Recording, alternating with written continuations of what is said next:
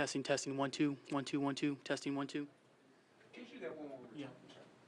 Mic check 1 2 3 4. Mic check. Mic check. Mic check 1 2 3 4. Mic check 1 2 3 4. Mic check. Mic check 1 2 3 4. 1 2 3 4. Sound great. Good. Perfect. Thank you.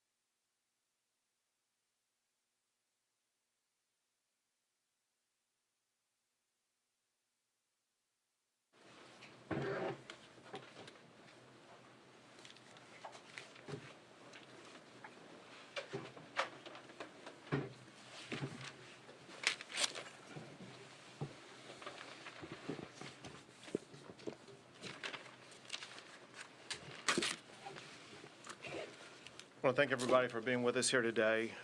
We're in Austin today as opposed to Kerrville because of deadly storms that have swept across central Texas and areas outside of the Kerrville area, and because of more expected storms that will pose life-threatening danger over the next 24 to 48 hours.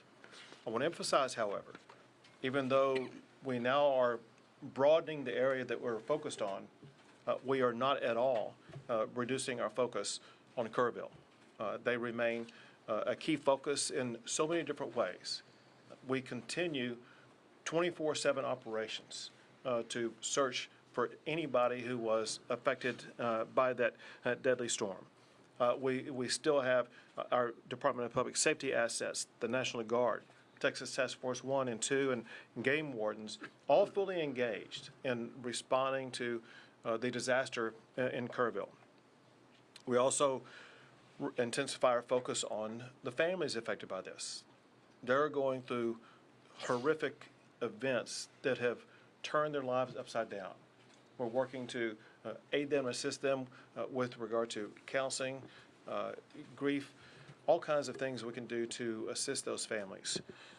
One of the most important things that we can do is to address their greatest concern, and that is there are so many families that are still waiting to learn about their loved one. And we are working 24/7 to get the information that will be able to answer their question. What I can tell you is several things. I had the opportunity yesterday to visit Camp Mystic and get to see firsthand what happened there, as well as all the way downstream after that. And it was nothing short of horrific to see what those young children went through. And we will remain 100% dedicated, searching for every single one of the children who were at Camp Mystic, as well as anybody else in the entire riverbed, to make sure that they're going to be recovered. We know that parents and families, they want information, they want closure, and we want them to know that we are working as swiftly as possible to get them accurate information that will provide that closure. I do want to thank the local officials, city and county and otherwise, who also are working around the clock to make sure they are addressing those concerns. The information I'm going to give you is as of this current moment in time, knowing that this information will constantly change throughout the remainder of today as well as in the coming days. In Kerrville and Kerr County, there are 59 confirmed deceased. There's still 11 missing from Camp Mystic. Separate from there, in the central Texas area, there are confirmed 10 deceased. And across the state, in all the areas affected by flooding, there are 41 known missing.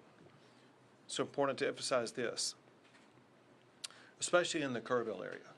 There were so many people who were just camping out, not children in camps, but adults camping out near the river, people in RVs and things like that. There are people who are missing who are not on the known confirmed missing because we don't yet know who they are. We will maintain our ongoing search throughout the entire river system to find anybody who may be missing. One thing that could help this is if you are a relative or friend of someone that you think was in Kerrville or Kerr County that you think is missing, please contact the local officials in Kerr County and let them know that you have the name, identification, and other information about a person who is suspected to be missing. If, however, you don't have confirmed information about that and you're making phone calls, you are slowing down the process of the first responders being able to respond to those who are clearly identified as missing. If you're doing that, you're interrupting official business, and that could be potentially illegal. Call only if you have specific information. While we continue the search process in Kerr County, we are now also beginning the process of responding to the disaster that took place. Includes things like debris removal. Anybody who's seen any images whatsoever in the Kerr County area, you know there's debris all over the place that makes roads impassable, that makes reconstruction projects unachievable, that makes search process more difficult.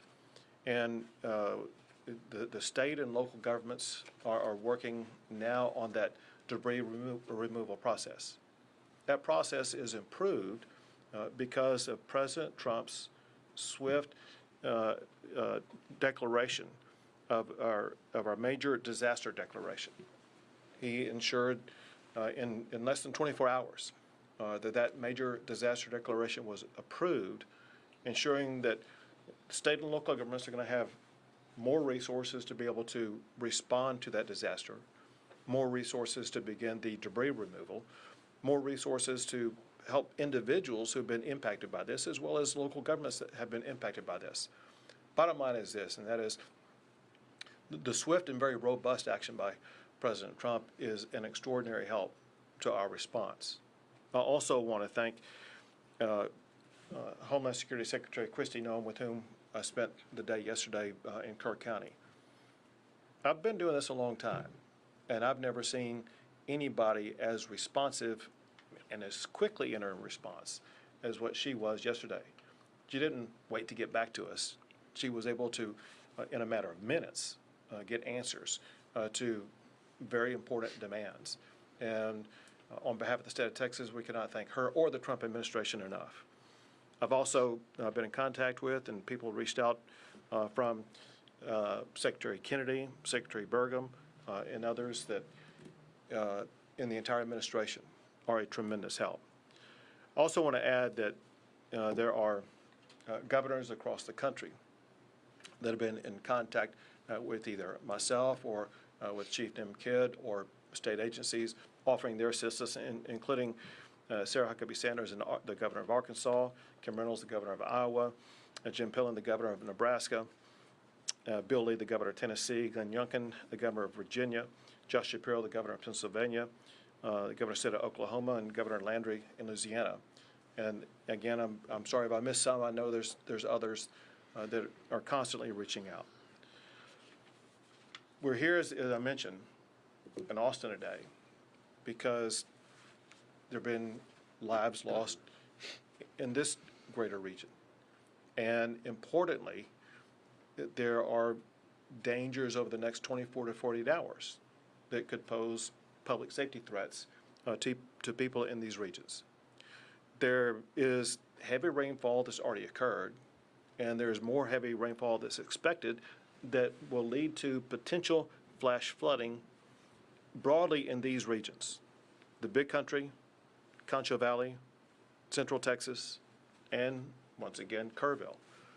The point is this: if you're in any of those regions, you need to realize, for one, you're in an area with land that's already saturated with water.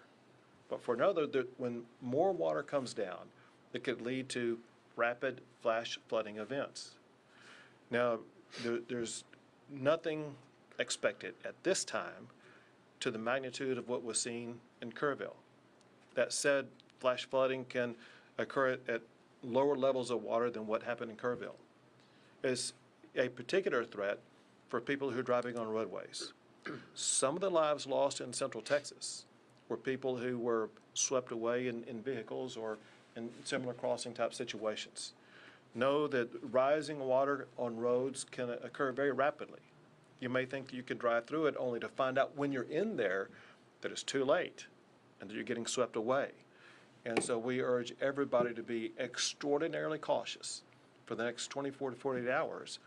If there's any water on the road, you got to be safe. There's an old saying for a reason, because it's true, and that is, turn around, don't drown. You don't need to get from point A to point B if it's going to risk your life. Your job, the most important thing you can do, is to protect your lives. And taking a step back, for all of us up here, that's our number one job. We put public safety first, and we'll worry about the physical damage second. There are still public safety issues and lives to be saved in Kerr County. There are lives to be saved in all these regions that I just mentioned here. We want our fellow Texans to be safe and secure, and you can do more about that yourself than anybody else can. With that, I will, pass it to you, Colonel. Yes, sir. Colonel Freeman Martin of the Texas Department of Public Safety. It's been a tough 3 days for Texans, and I can assure you here at this table today that everything that can be done is being done. Currently, we have operations going on in several different counties. Williamson County had 3 people missing. They recovered 1, 2 are still missing. Ongoing searching. Burnett County is missing, 2 people missing. The fire chief and a 17-year-old female. The Department of Public Safety is offering any and every resource that we have to help with those searches, whether it be boat teams, rescue, divers, helicopters, drone operators, drones. So there's a lot of work being done.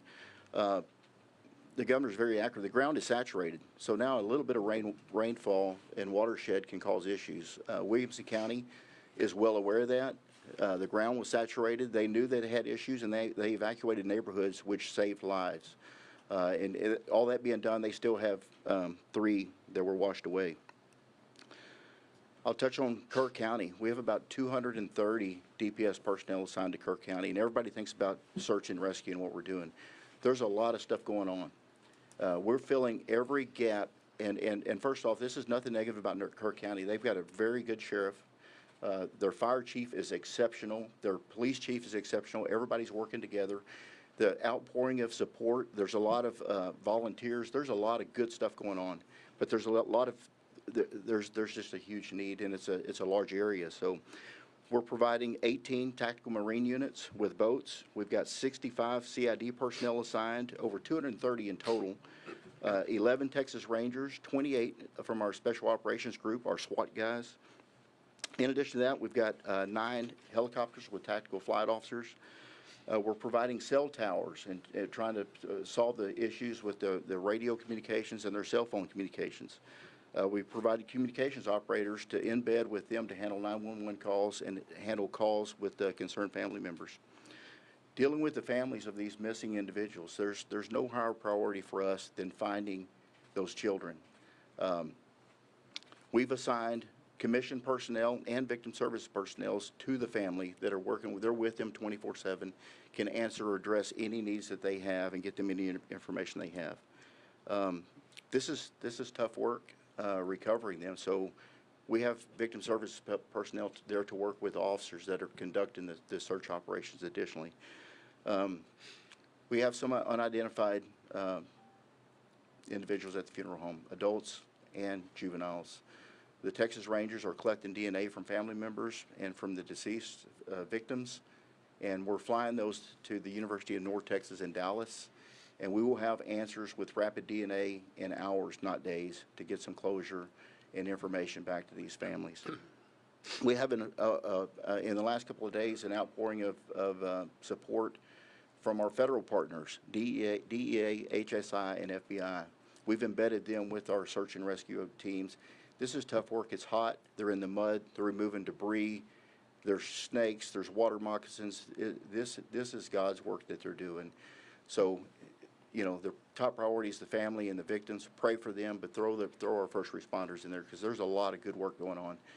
We're not taking away from any resources from Kerrville to pre-stage here. We're pulling from South Texas, West Texas, and North Texas into Central Texas to prepare for our emergency response. We're well prepared. The legislature, the governor, in previous years has been overwhelmingly supportive of law enforcement and gave us the resources, so we're prepared to respond to events like this in multiple regions of the state at the same time. So, Governor, thank you. Thank you very much.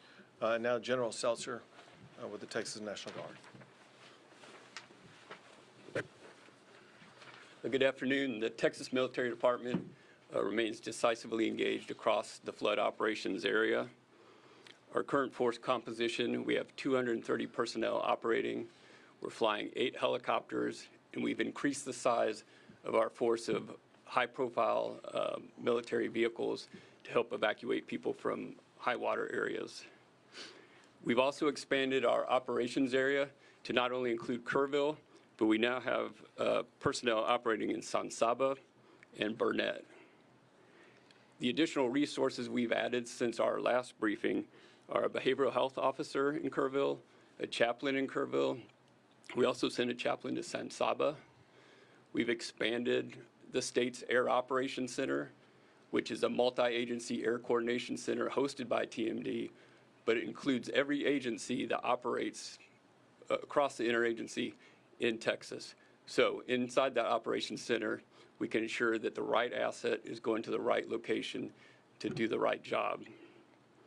Additionally, today we have launched the MQ-9 Reaper remotely piloted aircraft out of Houston.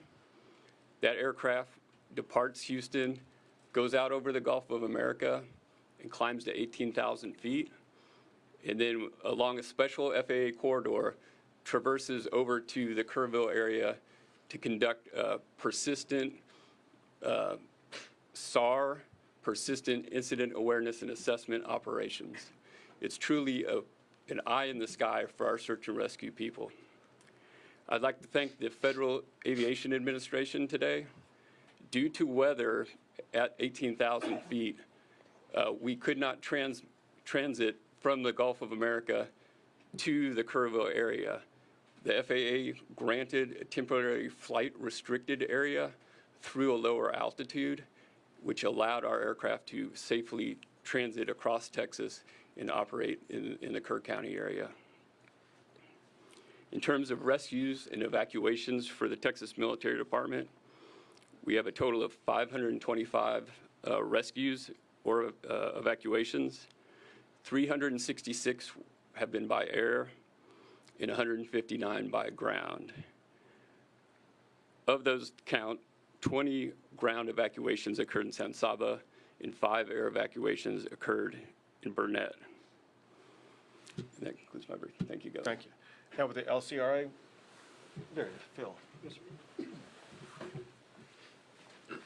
Good afternoon. I'm Phil Wilson, General Manager of the Lower Colorado River Authority. I think the most significant message we have in the general area right now is that if and when we get more rain, please stay off the lakes. The lakes have a lot of debris right now. It's not safe to be boating. It's not safe to be out there. We'll let you know when it is, but critically, stay off the lakes. It's July. People are used to summer, and this is not a good time to be out there. To echo, we're working very closely with law enforcement. We have our rangers deployed to Burnett County right now with our mobile command center, trying to support the activities up there. It's a partnership working all together with law enforcement, TDM, and everyone that's showing up to help assist. It's a very critical time for us. Next, what the governor said, we have a lot of saturation. We opened gates up at Wirtz and Starkey the last couple of days. Those are closed right now. We're ready just in case we need to. We've added more than 350,000 acre feet to the height of the lakes of Buchanan and Lake Travis. We're 67% full. We have a lot of room and headroom in case more water does come in to make sure those reservoirs do what they're supposed to do, which is to capture the water for the future and protect against flooding. Thank you, Governor. Very good. Now, Chief Nimkit.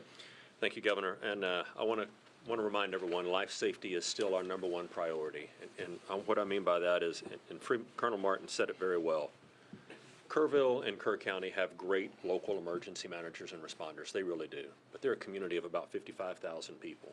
And they had a lot of people there that were not from that area visiting, vacationing. And their resources, and this is what state agency, what the state government does when a local community gets overwhelmed, is we send in additional resources. So our hats are still off to all of those local responders that live and work in that community, and that their homes and families were also impacted, and they're still there on the job. We owe them a great amount of gratitude. Second, we continue with our search, not only in Kerr County, but everywhere that we know we have missing people. And I need your help in being very cautious. Let's not get wrapped around the axle on the word recovery. You're going to start hearing the word recovery used in a lot of different contexts. Be very careful how you use that word, because I'm going to be careful how I use that word as well. We are going to begin recovery operations. That is debris cleanup. That is opening roads. That does not mean we are no longer doing search for live victims, because we still are. We are still out there in very much hopes, very much fueled by the compassion that we show for these families, that we're doing everything we can to find their missing loved ones. So please help me in making sure that we're not wasting our time and efforts on debating over the meanings of words. Let's get clarity when we ask those questions. Second, I'm asking, we've driven around Kerr County and the other areas a lot. We have a lot of people that are traveling in because they want to see firsthand the damage. I'm asking you, if you're not from the community and if you're not involved in our response and rescue and recovery efforts, stay out of the area. Stay out of the area because you don't know the area. Another thing I'm getting right this minute during this press conference is reports of an additional wall of water coming down some of the creeks going into the forks. And I want you to think about that for a second. If you're not from that area and you don't know the low water crossings, you could find yourself in a very dangerous situation. The next thing is we see a lot of information on social media about volunteers and spontaneous volunteers being frustrated because they can't help. We are evacuating parts of the river right now because we're worried about another wall of water coming down in those areas. If you're a volunteer there that you're not checked into our operations, we have no way of accounting for you right now. There is a process that we use to get volunteers into the response, and I'm asking for your help and to get that message out. It's not that we think we don't need any help. It's that we want to make sure everyone helping is doing the job that we need, where we need it, and when we need it, and we have the ability to communicate with them. And then finally, I want to talk a little bit about the word recovery as it relates to the President's disaster declaration. We are very excited to begin those recovery operations with our federal partners who have been here with us in the Emergency Operations Center since last Thursday, since before all of the actual flooding and disaster started. And we're going to work very close with those partners to help our local communities and our families that are impacted by this recover from this disaster as fast as possible. Thank you, Governor. Thank you. We'll take a few questions. Go ahead. Isabel, I know that you mentioned 10 deaths in Central Texas. Is there any way you could give us a breakdown of the cities? We sure can. Chief Kidd has it. So we're showing reaffirmed 3 in Burnett County, 1 in Tom Green County, 5 in Travis County, and 1 in Williamson County. And again, those numbers are a few hours old. Those numbers could go up, but that's what we had as the time preparing for this briefing. When you said what county? Tom Green. Tom Green. Yes, ma'am. San Angelo area. You just said something about a wall of water that you're just now getting reports about. Can you talk more about that and what you're seeing there? Yeah, I'll share some of it. So I apologize for looking at my phone during the press conference, but this is the live updates that we're getting right now from the field. Is there are unconfirmed at this point reports of additional water coming in. And as the governor mentioned, there's rain still falling on the area. It's not going to take the same amount of rain that caused this damage to make the current water levels rise up, right? Because the ground is already saturated. So any rain that falls can be perceived as life-threatening rain. And so if you're in a low-lying area, we need you to move yourself out of that low-lying area. We've got DPS aircraft that are flying up to try to find this wall of water right now, and the people in the reported areas, again, unconfirmed, that are on our communication systems, we're asking them to get out of the water and out of the way so that we don't wind up having to do additional rescues. Governor Go ahead. Abbott, CBS Austin, you had mentioned that there are dozens of Central Texans missing. Local resources can't continue searching in the dark of the night. Does this federal disaster declaration mean that we have federal resources to continue searching when it's pitch black? Sure. Well, first of all, on the federal disaster declaration, it applies right now to Kerr County. Let me go back. Let me see the total, my disaster declaration counties. So let me walk you through this. So I made an original state disaster declaration, and then I amended it to add more counties. Let me first go back over those counties, then I'll explain to you what's going on. Under the state disaster declaration includes the following counties: Bandera, Bear, Burnett, Caldwell, Koch, Comal, Concho, Gillespie, Guadalupe, Kendall, Kerr, Kimball, Llano, Mason, McCullough, Menard, Reeves, San Saba, Tom Green, Travis, and Williamson. That means, because of that the state is providing additional resources for those counties and state-based assistance. On the federal disaster declaration, for the time being, that includes only Kerr County. And they are waiting to see the magnitude of what happens in other counties before they may potentially expand the federal disaster declaration to include other counties. So for now, local resources have to stop search and rescue efforts when they fall. That's not accurate. We have drones and helicopters that have thermal and night vision and FLIR where they can search at night. Our special operations groups have that. And, at the law enforcement level, we don't really wait for a federal declaration. the feds come. They're there, they're helping. They offer assets and resources. This helps with funding and additional resources and bringing in from out of state. But our local federal partners they're very involved. So we've, of course, we're a lot more productive during the day, but we search at night, and we're seeing some really good results, which is good. But the bad news is you will see the death toll rise today and tomorrow. One other thing to add to that is the U.S. Coast Guard, part of the federal government, was here working long before the declaration was granted based on our partnership and relationship. So we still have Coast Guard assets here, and they will operate at night as well. Thank you for the question. Go ahead. Bayless Wagner, Austin, American States. Can you talk a little bit more about the warnings that local officials got, the way that the state and federal government communicated with local officials, and whether you believe that these deaths were preventable? So there were multiple steps taken by the state that I'll let Chief Kidd talk about, but the state began setting up operations in preparation for what could happen in Kerr County. It happened in the early morning hours of the 4th, which is Friday, and the state had pre-positioned assets and resources in and around that area beginning on Wednesday before the storm on Friday. As we learned more on Thursday, more assets were provided in various regions. We knew, based upon predicted weather, certain regions where the rain may fall.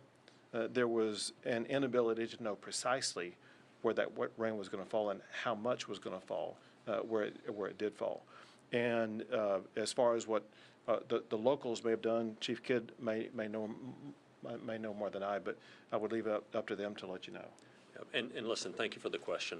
We need to spend a lot of time trying to answer this question because from a technical perspective, there are multiple warning systems that are out there. And all of us can choose to sign up for warning systems in certain areas depending on the local government that we're in and the way that their system works.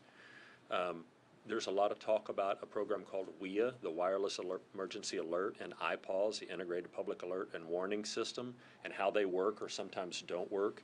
And then you have areas where there is no cell phone coverage. And if there's no cell phone coverage, it doesn't matter how many alert systems you sign up for, you're not going to get that. And then there's the NOAA weather radios from the National Weather Service. I'll ask you, how many of you have a NOAA weather radio by your bed at home? And so there can be all kinds of alert systems that are sent, and we know that some were sent, some general messaging was sent early, some urgent warnings were sent at various times, but just sending the message is not the same as receiving the message, having a plan to do something when you receive the message, and then the ability to implement that plan. And so I really would love to have a separate conversation with all of you about how we can continue to get the message to the public about what they need to do when they get a message, what they should do when that message is received, and how they communicate that back to their loved ones and family members. Let me add this also. I don't know if you guys saw this, but the city manager for Kerrville explained that on the morning of the 4th, he was out jogging at about 3:30 in the morning, and it just then began to rain a little bit. He got home and saw that it rained a little bit more, and he saw after that the torrent of water that was coming down the river. And the point that he made was that by the moment in time when they knew the magnitude of the water, it's a difficult decision whether or not to begin evacuating people or not, because if you have a warning telling everybody to evacuate, you could actually lead them to their death.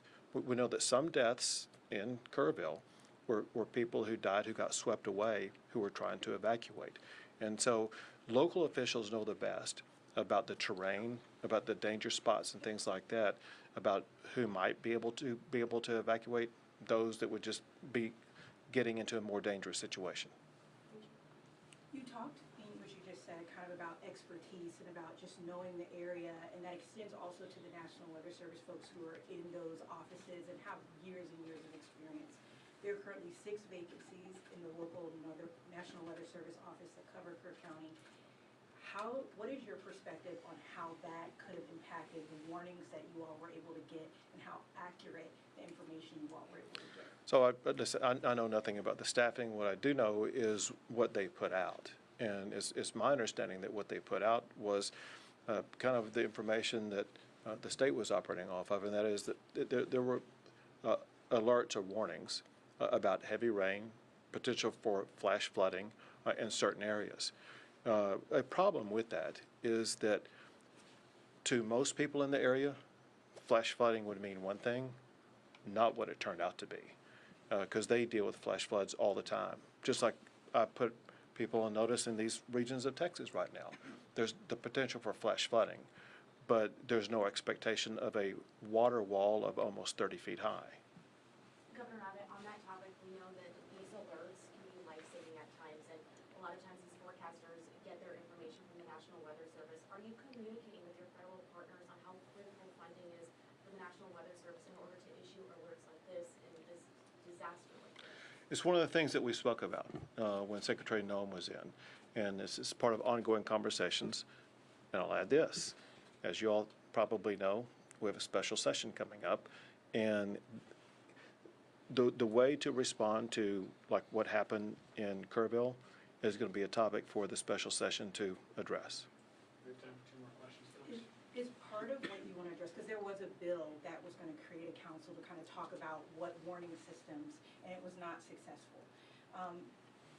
Is it a concern that there's all these camps on this area? This is an area that deals with flash flooding, but there were no sirens that were in this area. Can you talk about that and why that hasn't been funded to this point? Well, it's going to be something that will be looked at. As you kind of pointed out, these camps go back almost 100 years, and they are familiar with the water in the area probably better than anybody else. And they have their own ways in which to deal with warnings that would involve children, sometimes as young as 8 or 9 years old. And we need to evaluate what they know, how they respond, what they need. And that's why it's going to be good to have a session with all members working together that will bring different perspectives, because the reality also is this, and that is what's needed in that river basin at that location could be far different than what's needed in some other river basin across the state. Time for 1 more, folks. Go ahead. Hayden, Texas Tribune. Do you know if anyone tried to get a warning to people at the camps outside of the automated disaster system? I missed the first part of the question. Did anyone try to get warning to the people at the camps outside of the automated system?